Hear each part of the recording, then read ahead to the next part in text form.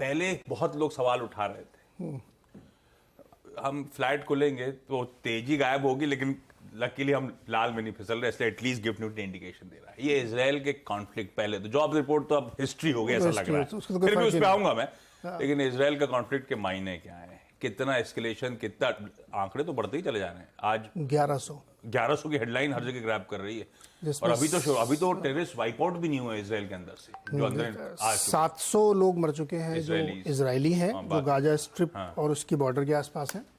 अभी बहुत सारे लोग किडनैप्ड हैं, और उसका तो हिसाब ही नहीं है, उसका तो पता ही नहीं कितना है। काउंटर अटैक में भी टोल बढ़ता ही जा रहा है लगातार, तो वहाँ पे भी 400 कम से कम हो चुके हैं, और बहुत तेज ईरान, ये सब वो साइडिंग होनी शुरू हो गई है धीरे धीरे करके। पूरा वर्ल्ड, क्या मायने है पहले तो समझा। पूरा वर्ल्ड दो हिस्सों में बढ़ चुका है।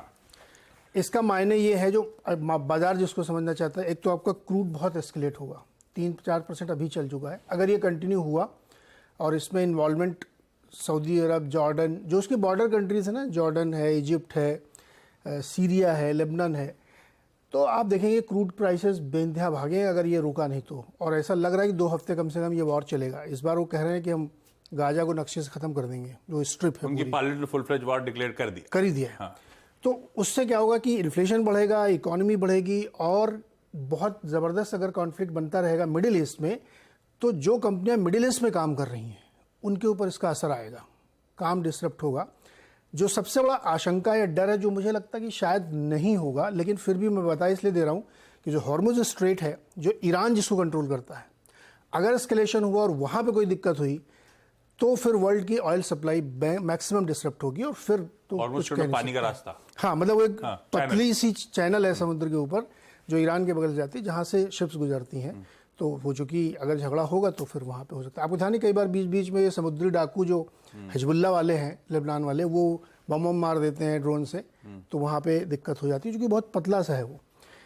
तो ये मार्केट के लिए बहुत ही ज़्यादा चिंता की बात होनी चाहिए, क्योंकि क्रूड और मिडिल ईस्ट, कितने सारे देश अब युद्ध में। यूएस की तरफ से रोज का मतलब पिछले 2 दिन में 10 बयान आ चुके हैं, बाइडेन के और उनके ब्लिंकन के। तमाम लोग कह रहे हैं कि हम फुल फ्लेजेड उनके साथ खड़े हैं।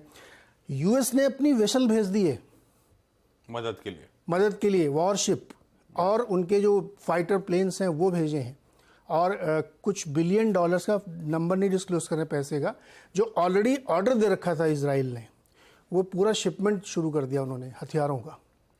तो ये मुझे लगता है कि बहुत गंभीर समस्या है, बड़ा वॉर होने वाली है इस बार। और जो जहाँ पे ये लोग ऑपरेट करते हैं हमास वाले, वो बहुत पतली सी पट्टी है।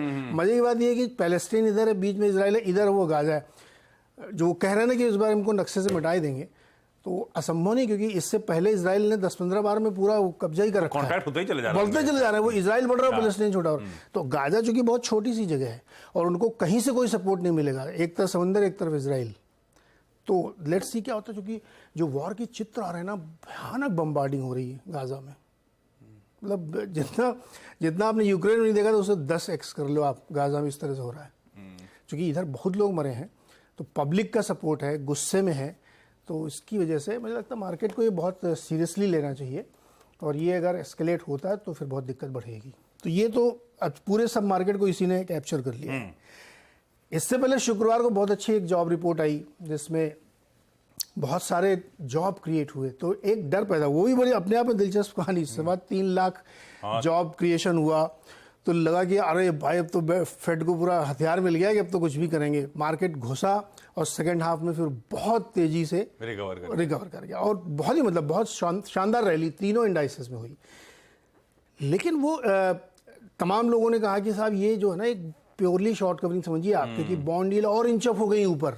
अब ये जो झगड़ा शुरू हुआ, इससे और ऊपर जा रही हैं, तो मार्केट का सेटअप तो बिगड़ गया बुरी तरीके से। वो मार्केट का जो चलना है यूएस वाला, उसको बहुत सीरियसली मत लीजिएगा, क्योंकि बॉन्ड यील्ड ऊपर है, डॉलर स्ट्रांग हो रहा है, तेल ऊपर जा रहा है, और युद्ध भी हो रहा है। तो अभी पूरा सब कुछ एक तलवार की धार पे, तो बहुत बहुत सावधान रहने की जरूरत है। 2.25 लाख जॉब्स क्रिएट होने की बाद 3,36,000 जॉब्स क्रिएट हो जाते हैं, बाजार गिरता है। उसके बाद चल जाता है तो फंडामेंटल ज्ञानी आते, बोलते हैं वो वेज हाइक। तो ये रीजन हो सकता है कि जो समझ में नहीं आया, वो इस तरह की मैसिव शॉर्ट कवरिंग आ क्यों। उसका एक रीजन बता देता हूं। देखो, एक तो शॉर्ट कवरिंग थी, दूसरा अक्टूबर में वहां के बहुत सारे म्यूचुअल फंड का ईयर एंड क्लोजिंग होती है। पैसा आ रहा तो एलएपी पॉपअप था और कुछ नहीं था। कुछ ज्यादा तो रीड बहुत नहीं करने seriously का मत फ्राइडे के लीजिए मूव्स पे, पर उस मूव से फायदा ये होगा कि हमारी आज का एटलीस्ट गिरावट की जगह वो तेजी निगेट हो गई, ज्यादा इंपैक्ट नहीं पड़ा, लेकिन गिफ्ट निफ्टी अब धीरे धीरे नीचे सरक रहा है। देखते हैं, हमारे बाजार खुलने में भी बहुत समय, 9 बजे खुलेंगे, ऑलमोस्ट 2 घंटे बचे। देखते हैं इस बीच एशिया कैसे बिहेव करता है और किस तरह के न्यूज फ्लोज आते हैं। लेकिन इन सब के बीच में पिछले हफ्ते की रिकवरी जबरदस्त थी सेकेंड हाफ की। Veeru, good morning. क्या अप्रोच रखें भाई निफ्टी बैंक में इन सब बदलती परिस्थितियों के बीच में? लॉजिकल और रीजनेबल क्या रहेगा?